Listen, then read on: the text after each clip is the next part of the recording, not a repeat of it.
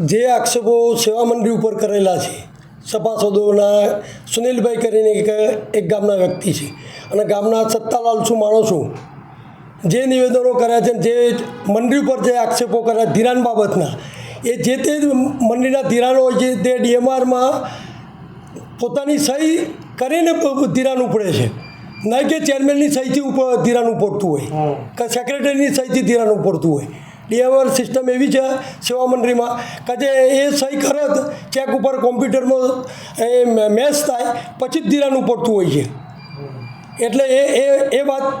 પાયાવીઓની છે અને અમને રાજકીય રીતે અમને પેલા એ કરવા માટે આ લોકો કાદવ ઉછારે છે અમારા પર સમિતિ ખોટી રચવામાં આવી છે ના સમિતિ અમે નિયમ પ્રમાણે 5 વર્ષ પૂરા થતા હતા એટલે અમે એ જાહેરનામું બહાર પાડી એના નિયમો પ્રમાણે પેટા નિયમ પ્રમાણે અમે જાહેરનામું બહાર પાડી ફોર્મ લેવાની પદ્ધતિ પૂરી કરી અને એ લોકો કોઈએ ફોર્મ ના આવ્યા એટલે જે ફોર્મ આવ્યા અમે માન્ય કર્યા ચૂંટણી પ્રક્રિયા પૂરી એ પેટા નિયમ પ્રમાણે અમે કરેલી છે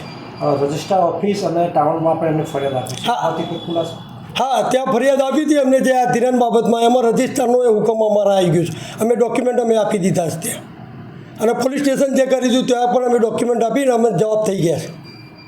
એટલે કોઈ પણ પ્રકારના પૈસા ઉપાડવામાં આવ્યા નથી ના કોઈ બિલકુલ તથ્ય છે આ લોકો રાજકીય જે પિયુષભાઈ સુરેશભાઈ કરીને છે જે ધિરાણ સોસાયટીમાં પણ નથી લેતા બહારથી ધિરાણ લે છે અને આ લોકો અમને ભગવવા માટે આ લોકો આ પેતરા કરે છે સત્તાલાલસુ માણસો આ કરે છે